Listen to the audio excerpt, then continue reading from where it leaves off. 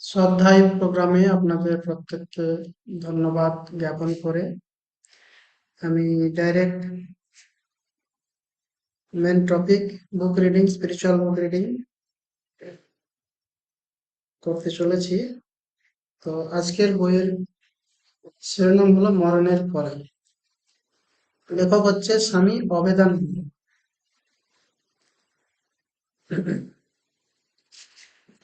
প্রকাশকের নিবেদন। মরণের পরে ইংরেজিতে লাইফ বিয়ন্ড ডেথ গ্রন্থের বাংলা অনুবাদে বইটা।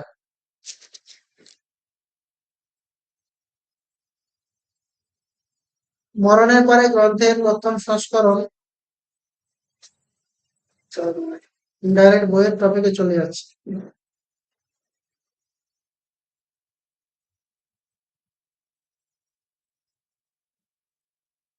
বইটা অনেক বড়, অনেকগুলো পার্টে হবে। ভূমিকাতে যাচ্ছি। ভগবান শ্রীকৃষ্ণ বলেছেন, বাসাংসি জীর্ণানি যথা বিহায় নবানি গৃহ্ণাতি নরঃ পরাণি তথা শরীরানি বিহায় জীর্ণানি সংজাতি নবানি দেহে। 2 নম্বর শ্লোক। জাতস্য হি ধ্রুব মৃত্যু ধ্রুবং জন্ম মৃতস্য চ তস্মাৎ পরিহার্যে অর্থে ন তং সচিতুম হর্ষি। শ্লোক দুটি গীতার 2য় অধ্যায়ের 27 এবং 22 নম্বর শ্লোক। আমি হয়তো সঠিক উচ্চারণ করে করতে পারিনি। তো বীর অর্জুন ধর্মক্ষেত্র রূপ কুরুক্ষেত্রের সমরাঙ্গনে যুদ্ধ করতে উদ্যত।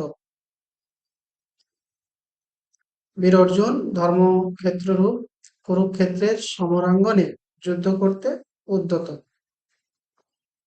যুদ্ধের সূচনা পাণ্ডব ও কৌরবদের মধ্যে। এ ঘটনা আমরা প্রায় সকলেই জানি। কৌরবরা শত্রু হলেও স্বজন ও বন্ধু, এরা অর্জুন মনে করছে। যুদ্ধের সূচনা পাণ্ডব ও কৌরবদের মধ্যে। কৌরবরা শত্রু হলেও স্বজন ও বন্ধু, কিন্তু অদৃষ্টের পরিহাসে উভয় পক্ষের মধ্যে যুদ্ধ অনিবার্য হয়ে উঠল। পাণ্ডবদের পক্ষে শ্রীকৃষ্ণ, যিনি অর্জুনের সারথ্য স্বীকার করলেন, অর্জুন যুদ্ধক্ষেত্রে অবতীর্ণ হয়েও সম্মুখে শ্রদ্ধেয় গুরুজন ও স্বজনদের দেখে যুদ্ধ করবেন না বলে অস্ত্রত্যাগ করলেন। তিনি বলে একটা শ্লোক আছে, আমার পক্ষে পড়া খুব একটা ভালো লাগবে না, তাও পড়ছি। দৃষ্টিমান স্বজনান কৃষ্ণ যুযুৎসুন সমবহিস্থান সিদন্তি মম গাত্রাণি মুখঞ্চ পরিশুষ্যতি মাতুলাহ শ্বশুরাহ পৈত্রাহ শাল্লাহ সম্বন্ধি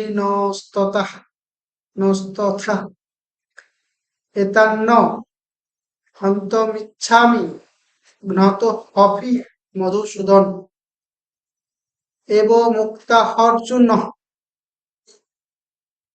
সখ্যে রথোপস্থ উপাবিশৎ বিসিজ্য সসরং চাপাং বিঘ্ন মানসং। শ্রীমদ্ ভগবদ গীতা 1:29, 35, 47 শ্লোক নম্বর। এটি অর্জুন বিষাদ যোগ অধ্যায়ে রয়েছে। বিষাদ এজন্য যে অর্জুনের শ্রদ্ধেয় ও স্নেহের পাত্র সকলে যুদ্ধক্ষেত্রে সমবেত এবং তারা মৃত্যুলোকের সম্মুখীন। মৃত্যু তাদের অনিবার্য। আসলে অর্জুন মায়া ও মোহাচ্ছন্ন হয়েছিলেন এবং এই অনুশোচনা অর্জুনের মধ্যে দয়ার বিকাশ নয়। শ্রী রামকৃষ্ণদেব বলেছেন, দয়া মানে সর্বভূতে আমার হরি আছেন এই জেনে সকলকে সমান ভালোবাসা। দয়া আর মায়া দুটি আলাদা জিনিস।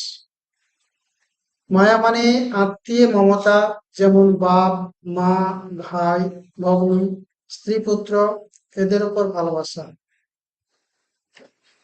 দয়া সর্বভূতে ভালোবাসা সমদৃষ্টি। কারো ভিতর যদি দয়া দেখো, সে জানবে ঈশ্বরের দয়া। দয়া থেকে সর্বভূতের সেবা হয়। মায়াও ঈশ্বরের। মায়ার দ্বারা তিনি ঈশ্বর আত্মীয়দের সেবা করিয়ে লন। তবে একটি কথা আছে, মায়াতে মুগ্ধ করে রাখেন আর বদ্ধ করেন, কিন্তু দয়াতে চিত্তশুদ্ধি হয়, ক্রমে বন্ধন মুক্তি হয় দয়াতে। তাই দেখি রণক্ষেত্রে আত্মীয় স্বজনদের দেখে মোহ মায়া এসেছিল অর্জুনের মধ্যে, দয়া আসেনি, মোহ মায়া। মোহ মায়া আত্মীয় স্বজনদের দেহ সত্তার উপর, কিন্তু দেহ তো অজর, অমর ও শাশ্বত নয়। দেহের ক্ষয় ও নাশ আছে, কিন্তু দেহের মধ্যে যিনি বাস করেন, শরীরী আত্মা বা রূহ, ইসলামে বলা হচ্ছে রূহ, তার কোনোদিন ক্ষয় ব্যয় নাই। তিনি জন্ম মৃত্যুহীন, অমর ও শাশ্বত। অর্জুনের এই ধরনের মোহ হয়েছিল।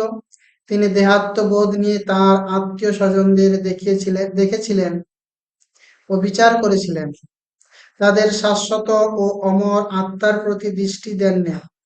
সেজন্য ভগবান শ্রীকৃষ্ণ মহাচ্ছন্ন অর্জুনের জ্ঞান দৃষ্টি ফিরিয়ে আনার জন্য বলেছিলেন,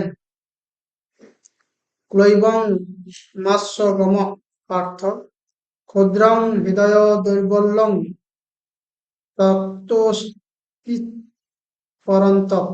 গীতা 2-3 শ্লোক। সেজন্য বললেন, ন দেবাহং জাতু নাসং ন তং মে জনাধিপা, ন চৈব ন ভবিষ্যামঃ সর্বে বয়মতঃ পরমঃ। 2 এবং 12 নম্বর শ্লোক।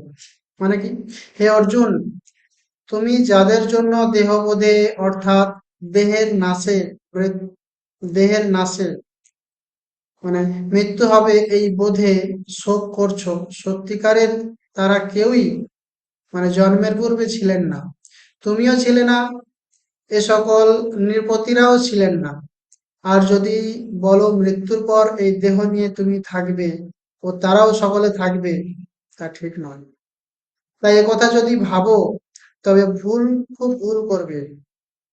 শ্রীকৃষ্ণ আরো বললেন, এটা জেনে রেখো অর্জুন, এটা জেনে রেখো, যার সত্তা বা অস্তিত্ব আছে, তার নাশ কোনোদিনই হতে পারে না। কেননা সদবস্তুর সদা সদবস্তুর সত্তা সর্বকালে সর্বদাই থাকে ও থাকবে। সদবস্তুর, এটা সত্যি। আত্মাই পরিবর্তনশীল, জগতে অপরিবর্তনীয় ও সত্য। সুতরাং তুমি দেহ দৃষ্টি ত্যাগ করে আত্মদৃষ্টিতে প্রতিষ্ঠিত হও। নাস্তো বিদ্যতে ভাবো না ভাবো বিদ্যতে সতঃ। সুতরাং আত্মা সর্বদাই সত্য ও অবিনাশী।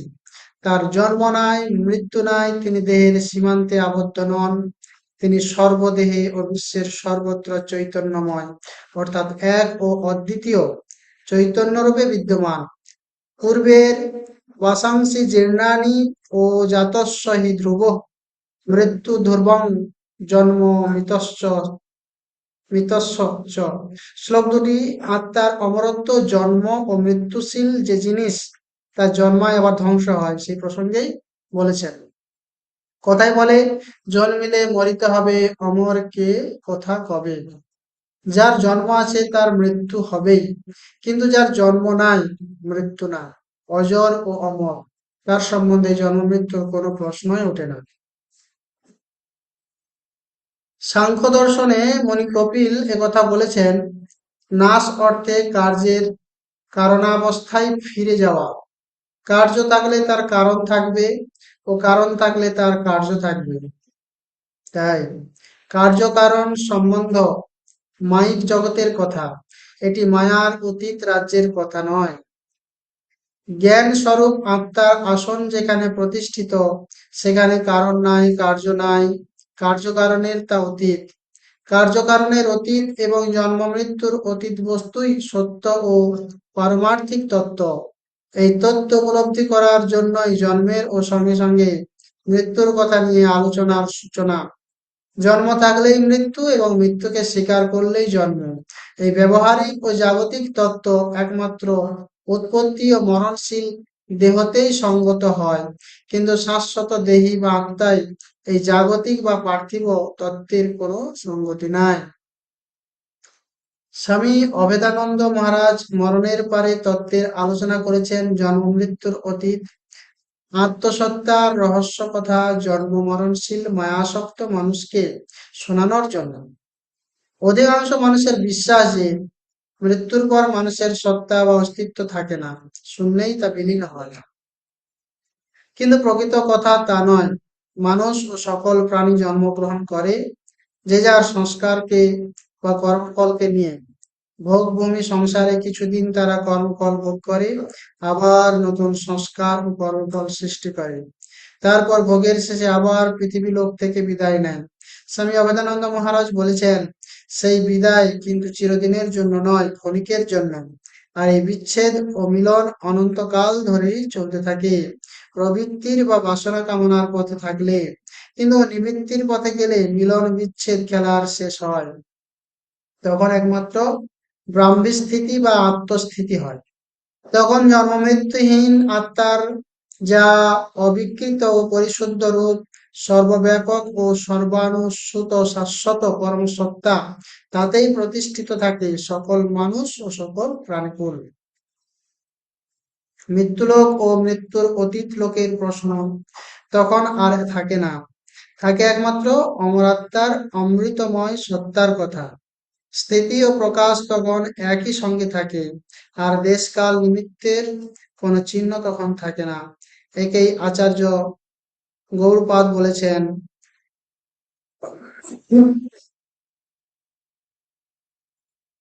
একটা শ্লোক আছে, তত্ত্বমাধ্যাত্মিকং দৃষ্টা তত্ত্বং দৃষ্টাতু বাহ্যতঃ তত্ত্বীভূতস্ত দ্বারা দ্বারাং তত্ত্বাস্ত যাই হোক, দু লাইন আছে। তখন মানব সত্তা ও সর্বপ্রাণী সত্তা একই পরম সত্তা রূপ ও অদ্বৈত তত্ত্বে প্রতিষ্ঠিত থাকে। আত্মা চ সবাহন ভন্তর বলে আছে এরকম লাইন, দাদা ভেঙে যাবে আমার। এই সর্বগত অদ্বৈত প্রতিষ্ঠাই প্রতিটি জীবাত্মার কাম্য। 2 নম্বর অনুচ্ছেদে, মরণের পরে এক রহস্যময় দেশ, যে দেশে সূর্য নাই, চন্দ্র নাই, নক্ষত্র নাই, যে দেশে স্থূল নাই, কেবলই সূক্ষ্ম ভাবনা ও সূক্ষ্ম চিন্তার রাজ্য। এই চিন্তার রাজ্যকেই মনোরাজ্য বা স্বপ্নরাজ্য বলে। মান্ডুক্য উপনিষদে এই মনোরাজ্যের কিছুটা আভাস দেওয়া হয়েছে। বিশ্বেহি দুর্লভং নিত্যং তৈজসং প্রবৃত্তি প্রবিভক্ত স্থূলং তর্পয়তে বিশ্বং প্রবৃত্তি তং তৈজসং। মানে বিশ্ব বা বিরাট, বিশ্ব চরাচর রূপে বাস্তব প্রকাশ। এটি ইন্দ্রিয়ের জগৎ, স্থূল জগৎ, স্থূল ভোগের জগৎ, কিন্তু তৈজস বা মনের জগৎ তা থেকে ভিন্ন। কথাই যে শব্দ স্পর্শ রূপ রস গন্ধের যে স্থূল ভোগের জগৎ, যেখানে ইন্দ্রিয়ের সাহায্যে মানুষ ও সকল প্রাণী স্থূল বিষয়ই ভোগ করে, কিন্তু মৃত্যুর পর সকলের সূক্ষ্ম শরীর যায় স্বপ্নলোক বা মানস লোকে। মনেরই সেখানে বিলাস, চলা বসা, খাওয়া দাওয়া সমস্ত কিছু মানসিক ভাবে সেখানে ঘটে। এই সমস্ত পরলোকবাসী জীবাত্মা ভোগ করে মনে, মাইন্ডের উপরে। তাই মনেরই সেটি রাজ্য, মনোরাজ্য, মনেরই সেটি লোক, মনোলোক। ইহলোক স্থূল ইন্দ্রিয়ের রাজ্যে, আর পরলোক সূক্ষ্ম মনের ও মানসিক সংস্কারের রাজ্য। ইহলোক ও পরলোক তাই জাগ্রত অবস্থা ও স্বপ্ন অবস্থা। জাগ্রত অবস্থায় মানুষ যে যে কাজ করে, স্বপ্ন অবস্থায় তাদেরই সংস্কার মনে মনলোকে থাকে ও জীবাত্মা সূক্ষ্ম দেহে সেই সব ভোগ করে। সুষুপ্তির রাজ্য জাগ্রত ও স্বপ্ন এই দুটি রাজ্যেরই পারে। জাগ্রত অবস্থায় স্থূল বস্তু থাকে, স্বপ্ন অবস্থায় স্থূল বস্তুর সূক্ষ্ম সংস্কার থাকে, আর সুষুপ্তিতে সকল কিছুরই কারণ সংস্কার রূপ অজ্ঞান থাকে। সুষুপ্তি অবস্থায় কারণ অজ্ঞান থাকে শুদ্ধ আত্মার সহকারী হয়ে, তাই বলা হয়েছে আনন্দশ্চ তথা প্রাজ্ঞম প্রাজ্ঞ কিনা জীবাত্মা সুষুপ্তির অবস্থায় কারণ অজ্ঞানের সঙ্গে থাকে। বীজ নিদ্রা সুত প্রাজ্ঞ, বীজ বা কারণ অজ্ঞান হলো যে অজ্ঞানের জন্য জীবাত্মা পুনরায় পৃথিবীতে জন্মগ্রহণ করে, ভোগ করে ও সৃষ্টি করে সকল কিছু ভোগের বস্তু কামনা বাসনা কামনার প্রেরণায়। এই কারণ অজ্ঞানের পরেই বিশুদ্ধ আত্মার জ্ঞানময় ও আনন্দময় রাজ্য। বিশুদ্ধ আত্মার জ্ঞানময় রাজ্যকে বলে তুরীয় বা চতুর্থ। চতুর্থ কিনা স্থূল বা জাগ্রত, সূক্ষ্ম বা স্বপ্ন ও কারণ বা সুষুপ্তি অবস্থার অতীত। এই অতীত রাজ্যই আত্মা বা ব্রহ্মের স্বপ্ন রাজ্য। স্বরূপ রাজ্যই প্রতিটি মানুষ ও জীবের লক্ষ্য ও কাম্য। স্বরূপ রাজ্যে বাসনা কামনার লেশ নেই, দ্বৈত বা দুই দুই জ্ঞান নেই, আছে এক ও অখণ্ড জ্ঞান ও শাশ্বত আনন্দ। ওই অতীত ও চতুর্থ রাজ্যে অজ্ঞান থাকলে তার নাম হয় সুষুপ্তি, এবং সুষুপ্তি লোকবাসী জীবের নাম হয় প্রাজ্ঞ। আচার্য গৌড়পাদ মান্ডুক্য কারিকায় প্রাজ্ঞ সুষুপ্তি অবস্থার ও শুদ্ধ আত্মার তুরীয় অবস্থার মধ্যে পার্থক্য দেখিয়েছেন এভাবে যে জাগ্রত অবস্থার জীবাত্মা বিরাট ও স্বপ্ন অবস্থার জীবাত্মা তৈজস, স্বপ্ন ও নিদ্রাযুক্ত থাকে। কারণ অবস্থার জীবাত্মা প্রাজ্ঞ, কিন্তু প্রাজ্ঞ স্বপ্নরহিত ও কেবলই নিদ্রাযুক্ত। আর তুরিয়ে বা বিশুদ্ধ আত্মা স্বরূপে নিদ্রা নাই, সুতরাং স্বপ্ন নাই। কার্যকারণ সম্বন্ধ নিয়েই জাগ্রত স্বপ্ন প্রভৃতি অবস্থা। কার্যকারণ সম্বন্ধ নিয়েই ইহলোক বা পৃথিবীরূপ ভোগলোক ও পরলোক বা মনোলোক। কারণ অজ্ঞানের রাজ্য সুষুপ্তির অবস্থা, তাই সুষুপ্তিতেও কার্যকারণ সম্বন্ধ থাকে। আর কার্যরূপ স্থূলের পর সূক্ষ্ম ও সূক্ষ্ম থাকলেই কারণ থাকে। আচার্য গৌড়পাদ বলেছেন বীজ নিদ্রাযুক্ত প্রাজ্ঞ সা চ তুর্যেন বিদ্যতে। কথায় যে মৃত্যুর পর সংস্কার সমূহ ভোগ করে জীবাত্মা, আমরা যে রিচুয়ালস মেনে চলি সেই রিচুয়ালস এর যে সুখটা ভোগ করে কে জীবাত্মা বা আত্মা। আর যখন সকল সংস্কারের ও মনোলোকের অতীত মহাসুষুপ্তির অবস্থায় জীবাত্মা উপনীত হয় মৃত্যুর পরে সম্ভবত, তখন আর নিদ্রা থাকে না। নিদ্রা জন্য স্বপ্নও থাকে না, নিদ্রা নেই তাই স্বপ্নও নেই, তখন একমাত্র সুষুপ্তির অবস্থা। সেই অবস্থা মৃত্যুর পরে যে অবস্থাটা, নিদ্রা নাই আর হচ্ছে যে কি স্বপ্ন নাই, সেই সময় যে সিচুয়েশন, যে অবস্থাটা সুষুপ্তি অবস্থা। এই অবস্থায় বিদেহী আত্মা কারণ অজ্ঞানে আবদ্ধ থাকে। পূর্বেই বলেছি এই কারণ অজ্ঞান থেকেই মনের কল্পনা এবং সূক্ষ্ম জগৎ ও বাস্তব পৃথিবী লোক স্থূল জগৎ সৃষ্টি হয়। ঈশ্বর ও মায়ারূপ কারণ অজ্ঞানের সাহায্যে ইচ্ছা মাত্রে বিশ্ব চরাচর সৃষ্টি করেন। ঈশ্বর ও মায়ারূপ যে কারণ অজ্ঞানের সাহায্যে ইচ্ছা মাত্রই বিশ্ব চরাচর সৃষ্টি করেন।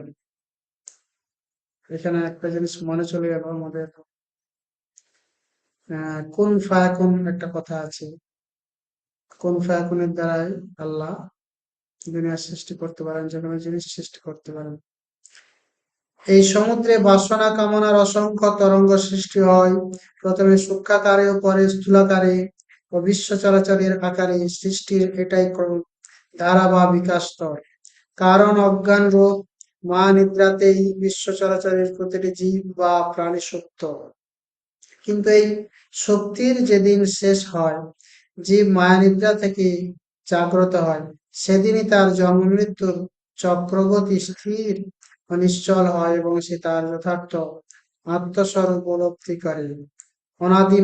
অনাদি মাইয়া সুপ্ত যদা জীব প্রবুদ্ধতে অজম নিদ্র স্বপ্ন দ্বৈতং বদ্ধতে তদা। অনাদি মায়া কিনা অনাদিকাল ধরে অহং মম, আমিও আমার জীবের এই সীমাবদ্ধ মনোভাব চলে আসছে। এই সীমিত মনোভাবই স্বপ্ন। এই সীমায়িত মোহ নিদ্রাগত সংসারী জীবাত্মাই সত্য। কিন্তু যখন বিবেক বিচারের সাহায্যে জীবাত্মা নিজের ভেদ শূন্য ও বন্ধন শূন্য অবস্থা উপলব্ধি করে, তখন সে সকল অবস্থার জাগ্রত, স্বপ্ন ও সুষুপ্তি, ইহলোক পরলোক ও অজ্ঞান লোক সকল কিছুর পারে উপনীত হয় এবং জীবাত্মা থেকে মুক্ত হয়ে সেই শিবত্বে মানে ব্রহ্ম স্বভাবে প্রতিষ্ঠিত হয়, ষষ্ঠাতে মিলিত হয়, আত্মা পরমাত্মায় মিলিত হয়। এই সর্বসংস্কার বর্জিত মায়াহীন অবস্থায় জীবাত্মার আপন স্বভাব ও স্বরূপ অসংখ্য বাসনার ও ভোগের আকাঙ্ক্ষার জন্যই জীবের সংসার মহাবন্ধন হয়। বন্ধন কিনা ইহলোকের ও পরলোকের চক্রপথের যাত্রী হওয়া। ইহলোক থাকলেই পরলোক এবং বাসনা প্রবৃত্তি থাকলেই নির্বাসন ও নিবৃত্তির আশা থাকে। তাই মানুষ প্রথমে ইহজগতে বা স্থূল ভোগের জগতে বাস করে, তারপর স্থূল ভোগে বিতৃষ্ণ হলে সূক্ষ্মলোকের জগতে যায় ও সেখানে মনের সাহায্যে সূক্ষ্ম সংস্কার ভোগ করে। তারপর সে যায় নিবৃত্তির প্রথম স্তর কারণের অবস্থায়, কারণ স্তরে। কিন্তু সেখানেও প্রবৃত্তির বীজ সম্পূর্ণরূপে ধ্বংস হয় না, সেখানে সে ভোগ করে না, কিন্তু ভোগের কারণ ও সংস্কার তার মধ্যে বীজাকারে থাকে। তারপর বিবেক বিচারের সাহায্যে সে যায় বীজ সংস্কারহীন আনন্দ লোকে। এই আনন্দ লোক আসলে লোক নয়, তা কেবল আনন্দ স্বরূপেরই উপলব্ধি। অদ্বৈতং পরমার্থতঃ, অদ্বৈত বা সর্বদ্বৈতহীন উপলব্ধির লোক, সর্বভাব বিকার বর্জিত অবস্থা। এই জন্য গৌড়পাদ বলেছেন, মায়া মাত্র মিদং দ্বৈতং অদ্বৈতং পরমার্থতঃ। দ্বৈত বা ইহলোক পরলোক জাগ্রত স্বপ্ন মর্ত স্বর্গ এই সমস্তই দুই দুই জ্ঞান বা মায়া। এখানে মায়া বলতে আমরা এই দুটিকেই সত্য বলে গ্রহণ করি এবং পার্থিব সত্তাকে সত্য বলে গ্রহণ করে মৃত্যুলোক বা পরলোকের ভয়ে ভীত হই। কিন্তু দ্বৈতাদ্বয় দুই থাকলেই ভয়ের সৃষ্টি হয়।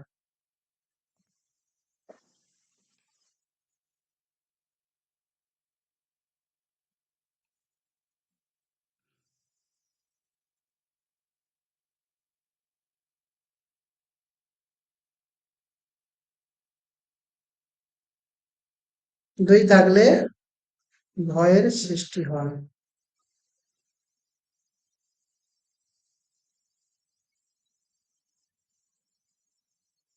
পৃথিবী লোক ভোগভূমি, ভোগভূমিতে আমরা স্বপ্ন স্পর্শরূপ রস গন্ধ দিয়ে ঘেরা বিশ্ব সৌন্দর্যকে জীবনের সর্বস্ব পরমার্থ বলে ভোগ করি।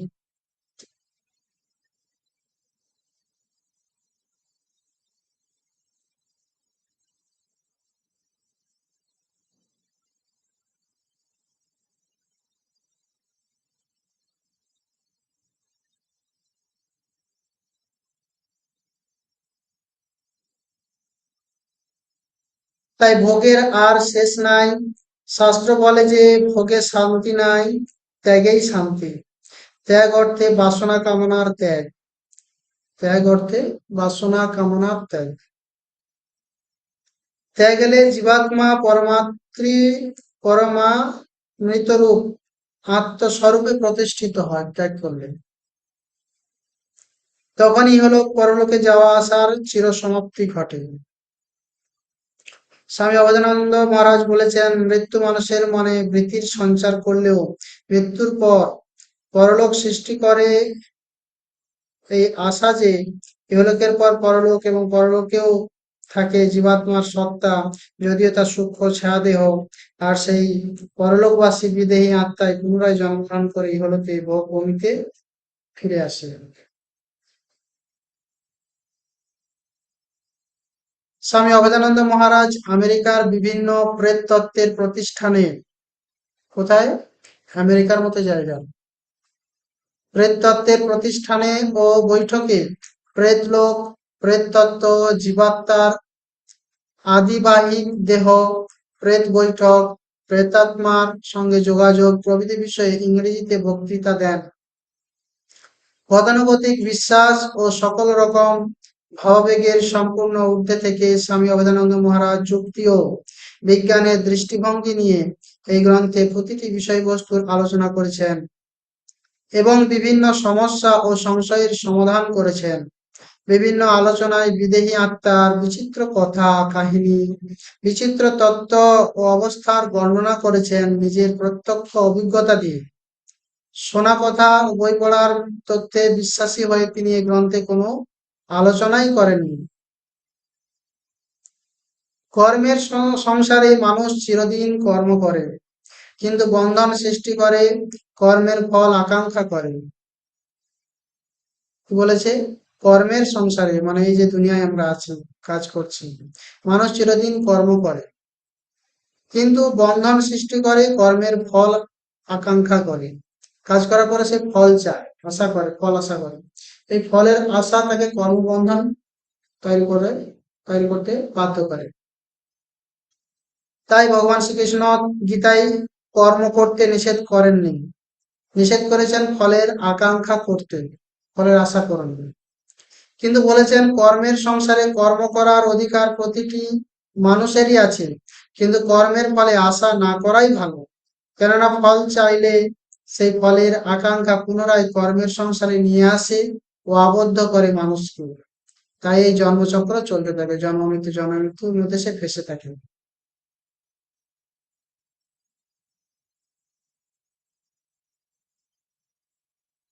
পুনরায় চলতে থাকে জন্ম মৃত্যুর পথে যাওয়া আসার লীলা খেলা, অবিশ্রান্তই চলে এই গতি। কিন্তু এই গতির বা যাতায়াতেরও শেষ আছে, শেষ আছে কর্মের আশা আসক্তির পারে গেলে। শ্রীকৃষ্ণ তাই বলেছেন, ফলে শক্ত নিবদ্ধতে কৃপণা ফল হেতব যোগ কর্মসু কৌশলম। গীতার বাণী হলো,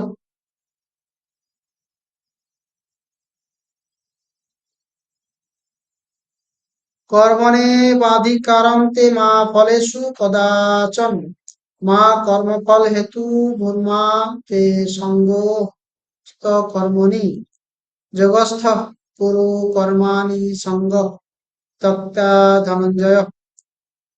তো আমার উচ্চারণ সঠিক নয়, ভগবানটি পড়েছি। বুদ্ধ শরণ বুদ্ধ শরণ শরণমচ্ছি কৃপণা ফল হেতব। কর্মানুষ্ঠানকে জগতের কল্যাণের জন্য ও পরহিতায় মনে করলে নিরাসক্তির ভাব সৃষ্টি হয় মনে। কর্ম অনুষ্ঠানকে জগতের কল্যাণের জন্য পরহিতায় মানে অন্যের হিত সাধনে সাধন মনে করলে নিরাসক্তি, কোনো আসক্তি থাকে না মনের মধ্যে, এটাই বলেছে। একেই বলে চিত্ত শুদ্ধি। চিত্তের শুদ্ধি বলতে মনের সৃষ্টি হয় বৃত্তিহীন অচঞ্চল ভাব। যেমন তরঙ্গায়িত সমুদ্রের তরঙ্গ শান্ত হলে সমুদ্র হয় প্রশান্ত। সংকল্প কল্পনাত্মক মন স্থির হলে মন শুদ্ধ চৈতন্যে রূপান্তরিত হয়। তখন চৈতন্যের হয় মিলন। এই মিলনেই মানুষ পায় শান্তি, মানুষ পায় সংসার বন্ধন থেকে মুক্তি। তখনই মানুষ লাভ করে মহামুক্তির আশীর্বাদ এবং জন্ম মৃত্যুর কোনো সমস্যাই আর তখন থাকে না। স্বামী অভেদানন্দ মহারাজ এই গ্রন্থে বারবারই পাঠক পাঠিকাকে বলেছেন, যেমন দিন যায় রাত্রি আসে, যেমন সুখ যায় দুঃখ আসে, তেমনি জন্ম হয় মৃত্যু আসে। আলো ছায়ার এই রহস্যময় খেলার আর শেষ নাই। তাই মৃত্যুলোকবাসী বিদেহী প্রেতাত্মাদের কৌতুকময়ী কাহিনীতে আকৃষ্ট না হয়ে প্রেত লোকের পারে মহানিদ্রাময় অজ্ঞান রাজ্যের পারে সর্বাভরহীন নিরাবরণ আত্মার দর্শনে জীবনকে কৃতার্থ করতে বলেছে বেদান্ত। অনেকে মনের কৌতূহল নিয়ে প্রেতাত্মা বৈঠকের আয়োজন করেন, বিদেহী আত্মাদের ডেকে বিচিত্র প্রশ্নের অবতারণা করেন। প্রশ্নের উত্তরে কিছুটা তৃপ্তি অতৃপ্তির আশা নিরাশার মনোভাব নিয়ে নিজেদের ব্যাপৃত রাখেন, কিন্তু স্বামী অভেদানন্দ মহারাজ বারবার বলেছেন বিদেহী আত্মাদের কাউকে শান্তি ও মুক্তি দেওয়ার ক্ষমতা নেই। যদি সান্ত্বনা দেয় তাও সান্ত্বনা দেয় তারা ক্ষণিকের জন্য, কেননা আশা নিরাশার বন্ধনে নিজেরাই তারা আবদ্ধ। তাছাড়া কামনা বাসনার জালে পরলোকেও তারা আবদ্ধ থাকে। বদ্ধ আত্মা কি কখনো মুক্তির আশ্বাস দিতে পারে? তারা নিজেরাই বদ্ধ আছে, তারা আমাদেরকে কি করে হেল্প করবে? একমাত্র মুক্ত মহান আত্মারাই দিতে পারেন মানুষকে মহামুক্তির আশীর্বাদ। একমাত্র দেহাত্মা ও পরলোক পরলোক পরলোক আত্মার অতীব জ্ঞান বিদগ্ধ পুরুষরাই দিতে পারেন মানুষকে শান্তি ও সান্ত্বনা। কিন্তু সূক্ষ্ম বাসনাবদ্ধ বিদেহী আত্মারা তারা পারে না। এ সকলের চাক্ষুষ নিদর্শনও দিয়েছেন অভেদানন্দ মহারাজ আমেরিকায় থাকাকালে বিভিন্ন প্রেত- প্রেত- প্রেতান বৈঠকে আমন্ত্রিত প্রেতাত্মাদের প্রশ্ন করে ও তাদের প্রত্যক্ষ সংস্পর্শে এসে। তাই মৃত্যু মানুষের জীবনে একটি অপরিহার্য প্রহেলিকা, সে কথা বলেছি, উনি লেখক বলেছে। মৃত্যু নির্মম আবার হৃদয়বান। মৃত্যু মাতা পিতার আর্তনাদ, সন্তানের কাতর ক্রন্দন, বিধবার অশ্রুপাত, অর্থের ঐশ্বর্যের প্রলোভন কোনো কিছুর দিকেই দৃষ্টিপাত করে না। প্রাকৃতিক নিয়মের অবহেলা না করে করে যায় তার চিরাচরিত কর্তব্য। মৃত্যু যে আবার হৃদয়বান ও বন্ধু, সে কথার প্রমাণ হয় যখন আমরা প্রাকৃতিক ক্রমবিকাশের দিকে দৃষ্টিপাত করি স্থূল থেকে সূক্ষ্মে, সূক্ষ্ম থেকে কারণে, কারণ থেকে মহাকারণের গতি ও ক্রম পরিণতির সোপানের দিকে, এবং জড় বা অচেতন থেকে চৈতন্যের দিকে, অব্যক্ত থেকে ব্যক্তের দিকে লক্ষ্য করলে এ কথাই মনে হয় মানুষ নিম্ন থেকে ঊর্ধ্বগতি লাভ করে, অবিকশিত থেকে পূর্ণ বিকাশের পথে ক্রমশ অগ্রসর হয়। গতি জীবাত্মার পূর্ণতার দিকে থাকেই, তবে মন্থর অধীর কিংবা সচল ও দ্রুত। শ্রীরামকৃষ্ণ পরমহংসদেব বলেছেন, নৌকা স্রোতের বুকে এগিয়ে চলে তবে ধীরে, আবার নৌকা পাল তুলে দিয়ে ও তার টানলে নৌকা আরো দ্রুত যায় ও লক্ষ্যে উপনীত হয় অবিলম্বে। মানুষের আত্মা তেমনি যাত্রা শুরু করে ধীরে, স্থূল ও অচেতন বস্তু দেখে উপনীত হয় ক্রমে সূক্ষ্মে ও চেতনে, এবং সেখানেও তার গতির শেষ নাই। শেষ না হয়ে সে আত্মসমর্পণ করে চরম লক্ষ্য রূপে আত্মচৈতন্যে।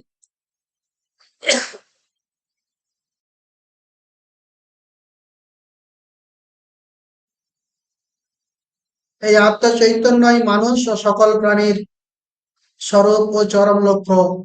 তারা অবতরণ করে অচেতন ও অজ্ঞানের রাজ্যে বাসনা কামনার জন্য।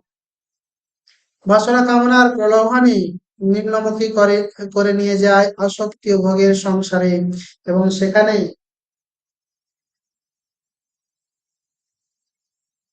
সেখানেই